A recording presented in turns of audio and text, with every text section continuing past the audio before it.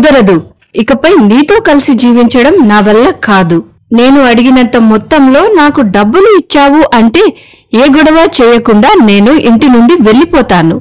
లేదంటే నన్ను కట్నం కోసం హింసలకు గురి చేస్తున్నారు అని నీపై, నీ కుటుంబ సభ్యులపై పోలీస్ స్టేషన్లో కంప్లైంట్ ఇస్తాను.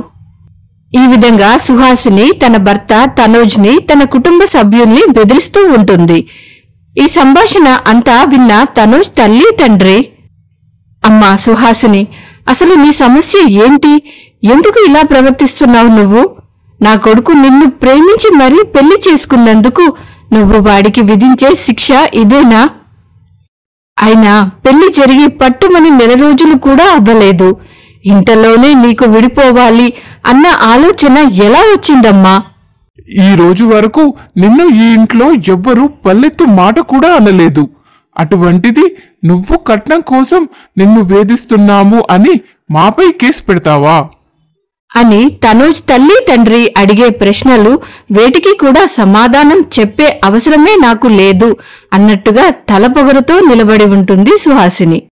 మీరందరూ కలిసి ఎన్ని రకాలుగా నాకు హితబోధ చేసినా నా నిర్ణయంలో ఏ మార్పు ఉండదు. డబ్బులు ఇచ్చి సెటిల్ చేసుకుంటారా, లేక కేసు, కోర్టులు అంటూ తిరుగుతారా? మీ నిర్ణయానికే వదిలేస్తున్నాను అని చెప్పి తన గదిలోకి వెళ్లిపోతుంది. జరిగేది అంతా చూస్తూ ఉన్న తనోజ్ తల్లి తండ్రికి, తన చెల్లెలికి ఏం జరుగుతుందో కూడా అర్థం కాదు. రేయ్ తనోజ్, ఏంట్రా ఇది? బంగారం లాంటి సంబంధాలు అన్నింటినీ కాదు అని ప్రేమ ప్రేమ అని ఏరికోరి మరీ పెళ్లి చేసుకున్నావు ఈ అమ్మాయిని.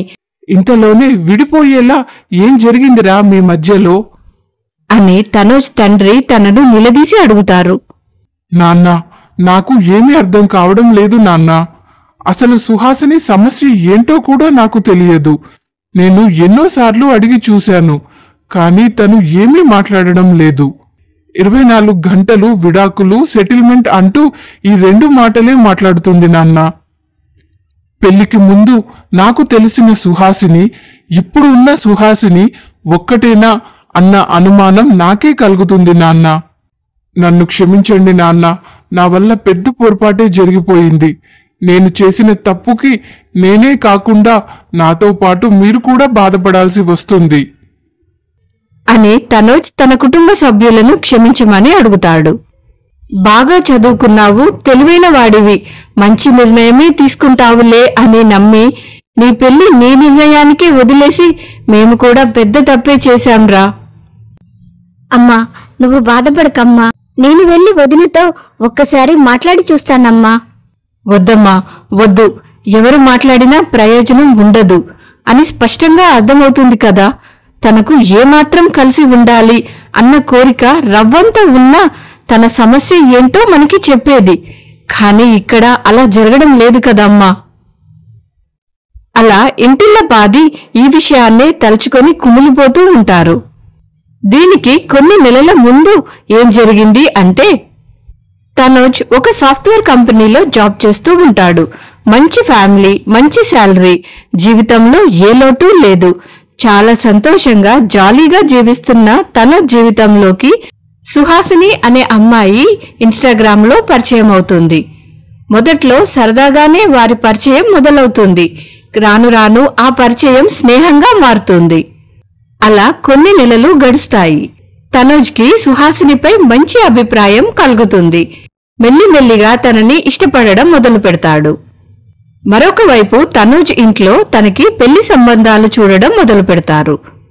దాంతో తనోజ్ సుహాసిని గురించి తన కుటుంబ సభ్యులతో చెప్పాలి అని నిర్ణయించుకుంటాడు. అమ్మా, నాన్న, నేను సుహాసిని అనే ఒక అమ్మాయిని ఇష్టపడుతున్నాను. తను చాలా మంచిది, మీకు కూడా తప్పకుండా నచ్చుతుంది. ఆ మాటలు విన్న తల్లి తండ్రి మొదలు కొద్దిగా కంగారు పడ్డా కొడుకుపై వారికి ఉన్న నమ్మకం వల్ల ఆ అమ్మాయిని కలవడానికి ఒప్పుకుంటారు. సరేరా, ఒక మంచి రోజు చూసి పద్ధతి ప్రకారం వెళ్లి అమ్మాయిని, వారి కుటుంబ సభ్యుల్ని కలుద్దాం అన్న మాటలు విన్న తనోజ్ ఆనందానికి అవధులు ఉండవు. సరే కాని అమ్మాయి ఎవరు, ఎక్కడుంటుంది, తన తల్లి తండ్రి కుటుంబం పలానా వివరాలు ఏంటి అని అడుగుతారు.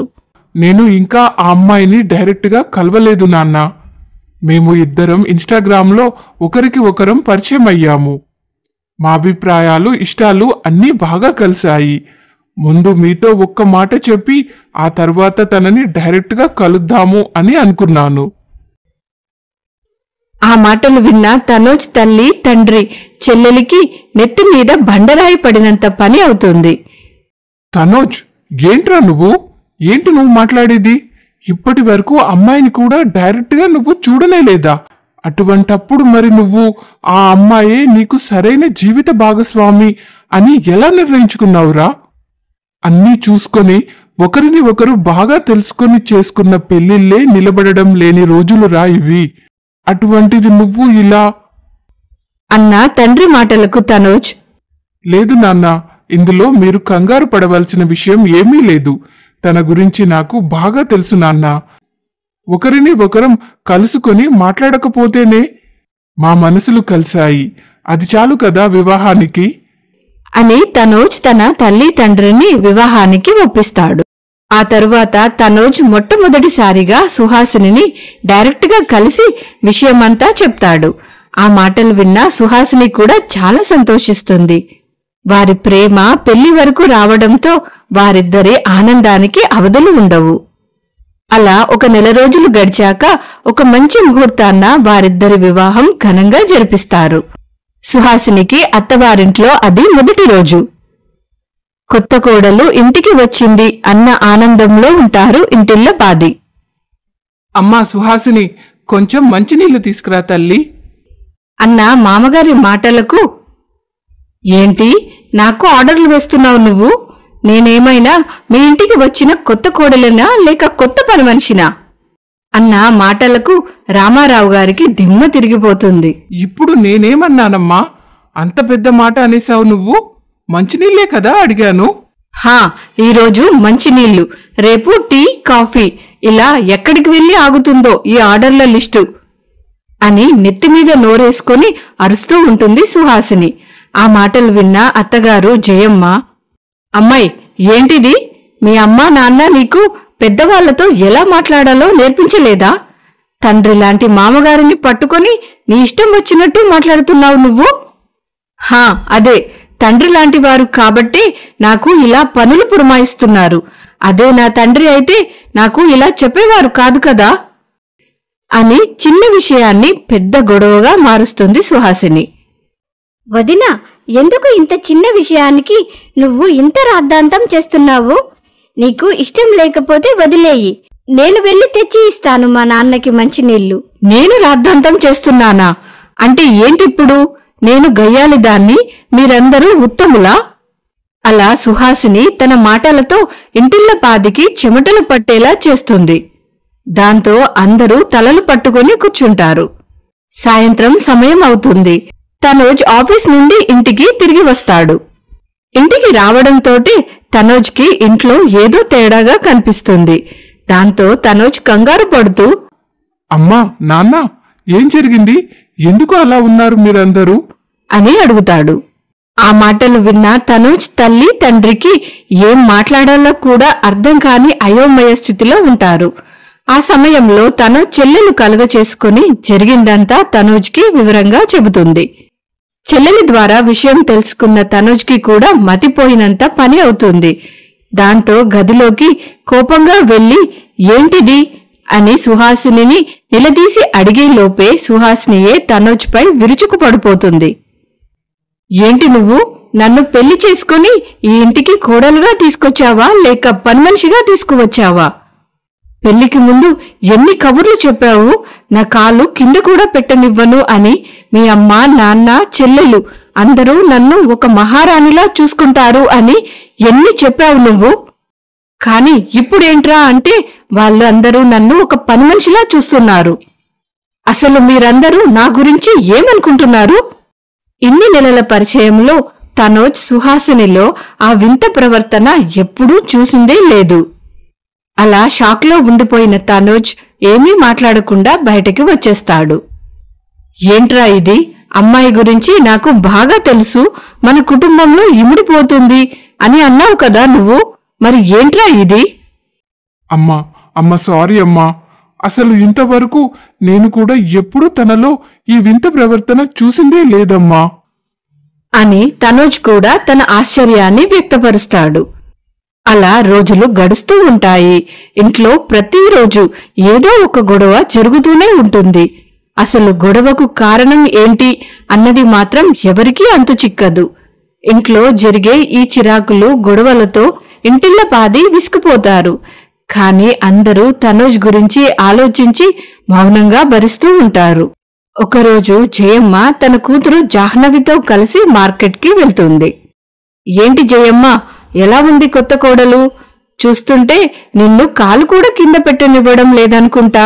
ఈ మధ్య కూరగాయలు కూడా రావడం లేదు నువ్వు అని జయమ్మను ఆట పట్టిస్తూ అడుగుతుంది పార్వతమ్మ. అంత అదృష్టం మాకు లేదు పార్వతమ్మ అని బరువెక్కిన గుండెతో బదులిస్తుంది జయమ్మ. అయ్యో, అదేంటి జయమ్మ అలా మాట్లాడుతున్నావు? ఏం జరిగింది? అసలు ఏం జరుగుతుందో కూడా తెలియదు పార్వతమ్మ. కోడలు వచ్చిన రోజు నుండి ఈ క్షణం వరకు మాకు ఎవ్వరికీ మనశ్శాంతే లేదు అనుకో అని ఇంట్లో జరిగేది అంతా జయమ్మ పార్వతమ్మకు చెప్పి బాధపడుతుంది. అయ్యో వదిన, విషయమేంటో తెలియకుండా ఏదేదో మాట్లాడేశాను, నన్ను క్షమించు. ఒక్కసారి అమ్మాయి తల్లి తండ్రిని పిలిపించి మాట్లాడి చూడండి వదిన, అమ్మాయిలో ఏదైనా మార్పొస్తుందేమో అని సలహా ఇస్తుంది. దాంతో జయమ్మ ఇంటికి తిరిగి వచ్చి తనోజ్కి తన భర్తకి ఈ విషయం గురించి చెబుతుంది. సుహాసిని తల్లి తండ్రితో మాట్లాడితే తనలో ఏదైనా మార్పొస్తుందేమో అన్న ఒక చిన్న ఆశతో తనోజ్ సుహాసిని తండ్రికి ఫోన్ చేస్తాడు. కాని ఎన్నిసార్లు ఫోన్ చేసినప్పటికీ సుహాసిని తండ్రి ఫోన్ స్విచ్ ఆఫ్ వస్తూనే ఉంటుంది. దాంతో సుహాసిని తల్లికి కూడా ఫోన్ చేసి చూస్తాడు తనోజ్. ఆ నెంబర్ కూడా స్విచ్ ఆఫే వస్తుంది. అమ్మా, నాన్న, అత్తయ్య గారు, మామయ్య గారు ఇద్దరు ఫోన్ కూడా స్విచ్ ఆఫే వస్తుంది.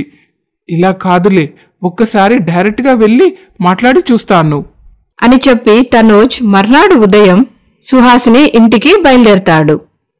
తీరా ఇంటికి వెళ్లి చూస్తే ఇల్లు తాళం వేసి ఉంటుంది.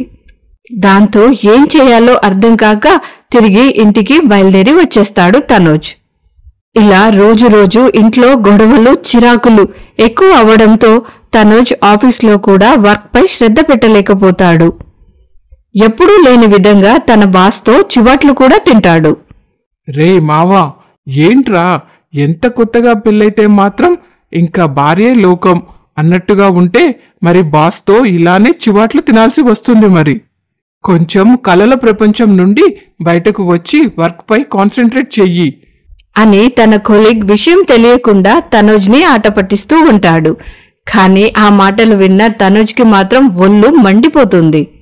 అలా చిరాకుగా ఆ రోజు సాయంత్రం ఇంటికి బయలుదేరి వచ్చిన తనోజ్కి సుహాసిని తన చెల్లెలిపై చెయ్యి చేసుకుంటూ కనిపిస్తుంది.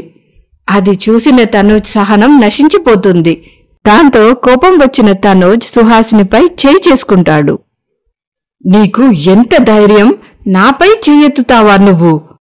ఇంతవరకు నా పేరెంట్సే ఎప్పుడూ నాపై చేయి చేసుకున్నదే లేదు అని నెత్తిమీద నోరేసుకొని అరుస్తూ ఉంటుంది సుహాసిని.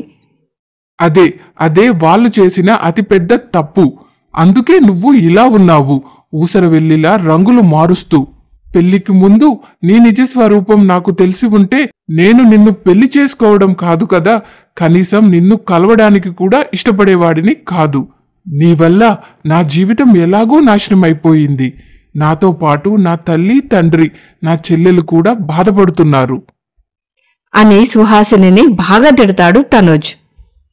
ఆహా, నువ్వేమైనా తక్కువ తిన్నావా? పెళ్లికి ముందు ఎన్ని కళ్ళబొల్లి మాటలు చెప్పావు. నన్ను మహారాణిలా చూసుకుంటాను అన్నావు. నీ కుటుంబ సభ్యులు అందరూ ఉత్తమోత్తములు అని ఎన్ని కబుర్లు చెప్పావు. తీరా నిన్ను పెళ్లి చేసుకొని ఇంటికి వస్తేనే కదా మీ అందరి నిజస్వరూపం నాకు తెలిసింది అని మాటకు మాట పెంచుకుంటూ వెళ్ళిపోతారు తనోజ్ సుహాసిని. అదే సమయంలో ఇంటికి తిరిగి వచ్చిన రామారావు గారు ఈ సంభాషణ అంతా విని, ఆపండి, అసలు ఇది ఇల్లు అనుకున్నారా లేక చేపల మార్కెట్ అనుకున్నారా? ఇన్ని సంవత్సరాలు ఎంత గుట్టుగా బ్రతికాము. ఇప్పుడేంట్రా అంటే గొడవ జరగకుండా ఏ రోజు గడిచిందే లేదు. ఈ ఇంట్లో మనశ్శాంతే లేకుండా పోయింది. ఛీ! ఓహో అవునా, అయితే మీ అందరి మనశ్శాంతి నా వల్లే పోయింది అంటున్నారు కదా. అయితే నేనే వెళ్ళిపోతాను. నాకు ఒక 50 లక్షలు ఇప్పించండి. అప్పుడైతే నేను ఏ గొడవ చేయకుండా వెళ్ళిపోతాను. లేదంటే నన్ను కట్నం కోసం హింసిస్తున్నారు అని కేసు పెట్టి మిమ్మల్ని రోడ్ పైకి లాగుతాను. మీ కొడుక్కి భవిష్యత్తు అనేదే లేకుండా చేస్తాను. కోర్టులు కేసులు అంటూ జీవితకాలం తిరిగేలా చేస్తాను. ఇదంతా వద్దు అని అనుకుంటే నేను అడిగిన డబ్బులు నాకు మర్యాదగా ఇచ్చేయండి. మీకు 1 వారం గడువిస్తున్నాను అని చెప్పి వారిని బెదిరించి తన గదిలోకి వెళ్ళిపోతుంది సుహాసిని. డబ్బులు అన్న మాట విన్నా ఇంటిల్ల పాదికి దిమ్మ తిరిగినంత పని అవుతుంది. దాంతో తనోజ్ తల్లి, రేయ్ తనోజ్, ఇన్ని రోజులు ఈ మహాతల్లి ఎందుకు ఇలా అనవసరంగా గొడవలు పడుతుంది అని అనుకున్నాము. కాని ఈ పిల్ల గుట్టుగా కాపురం చేసుకునే అమ్మాయి అయితే అస్సలు కాదురా. కేవలం డబ్బుల కోసమే ఇదంతా చేసింది అని నాకు అనిపిస్తుందిరా అన్న తల్లి మాటలకు తనోజ్ కూడా ఒప్పుకుంటాడు. అవునమ్మా, నువ్వు చెప్పింది 100% నిజంలానే ఉంది. ఈ చిరాకులు గొడవలతో విసిగిపోయిన తనోజ్ తన బెస్ట్ ఫ్రెండ్ అయిన రవికి కాల్ చేస్తాడు. తనోజ్ గొంతు విన్న వెంటనే రవి తనోజ్ ఏదో ప్రాబ్లంలో ఉన్నాడు అన్న విషయాన్ని అర్థం చేసుకుంటాడు. రే తనోజ్, ఏమైందిరా? కొత్తగా పెళ్ళైన వాడివి, ఎంతో హ్యాపీగా ఉండాల్సింది ఇలా డల్గా ఉన్నావేంట్రా?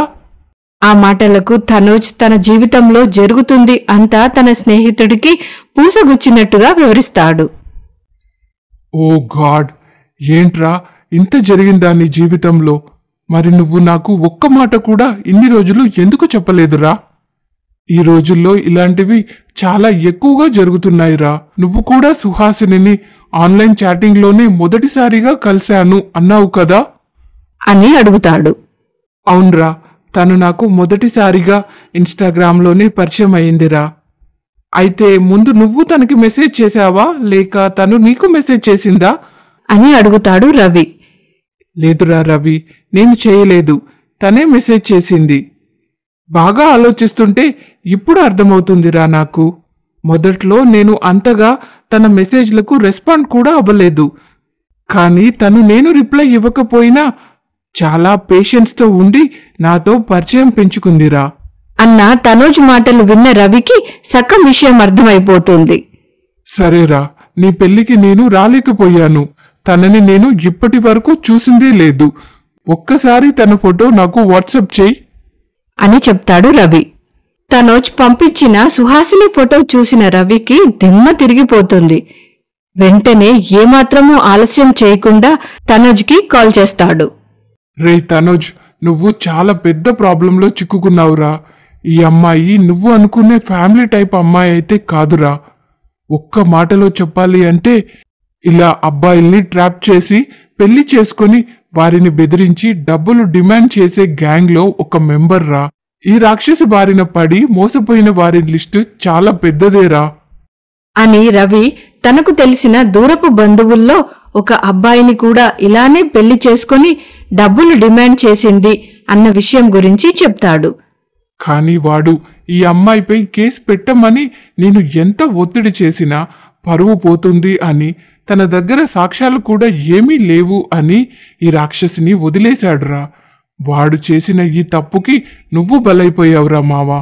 కానీ తనోజ్, ఈ రాక్షసి వల్ల మరొకరు బాధపడకూడదురా. నువ్వు నేను చెప్పినట్టుగా చెయ్యి అని తన స్నేహితుడు ఒక సలహా ఇస్తాడు. అలా 1 వారం రోజులు గడిచిపోతాయి. ఏంటి, నేను చెప్పిన డబ్బులు రెడీ చేశావా నువ్వు అని చాలా పొగరుగా అడుగుతుంది. అంతా సిద్ధమే, హాల్లో పెట్టాను. నువ్వొక్కసారి వెళ్ళి అన్ని లెక్క చూసుకొని తీసుకోవడమే ఆలస్యం అన్న మాటలకు సుహాసిని ఆనందానికి అవధులు ఉండవు. ఇంకా తను వేసిన పథకం సక్సెస్ అయ్యింది అన్న ఆనందంలో సుహాసిని సంతోషంగా హాల్లోకి వచ్చి చూస్తే అక్కడ సోఫాలో ఒక పోలీస్ ఆఫీసర్ కూర్చొని ఉంటాడు. ఒక్కసారిగా పోలీస్ని చూసి తన గుండె ఆగినంత పని అవుతుంది. పోలీస్ ఆఫీసర్ ఎదురుగా ఉన్న ఆల్బంలో సుహాసిని ఇదివరకు ఎంతమందిని ఇలా ప్రేమ అని నమ్మించి పెళ్లి చేసుకుందో ఆ లిస్ట్ అంతా ఉంటుంది. అది చూసిన తనకి విషయమంతా స్పష్టంగా అర్థమవుతుంది. ఇంకా తను ఏ విధంగానూ తప్పించుకోలేదు అని. 70 లక్షలు సరిపోతాయా లేక ₹1,00,00,000 ఏమైనా ఇప్పించమంటావా నువ్వు? నీలాంటి అరాకొర చీడపురుగుల వల్ల ఎన్ని కుటుంబాలు నాశనమైపోయాయి. ఎంతమంది అబ్బాయిలు జీవితంపై విరక్తి వచ్చి అసలు పెళ్ళే వద్దు బాబోయ్ అని తిరుగుతున్నారు.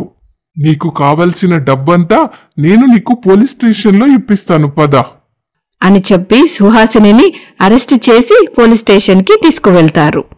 దాంతో తనుజ్ కుటుంబ సభ్యులంతా మళ్ళీ ఒక్కసారిగా ఊపిరి పీల్చుకుంటారు.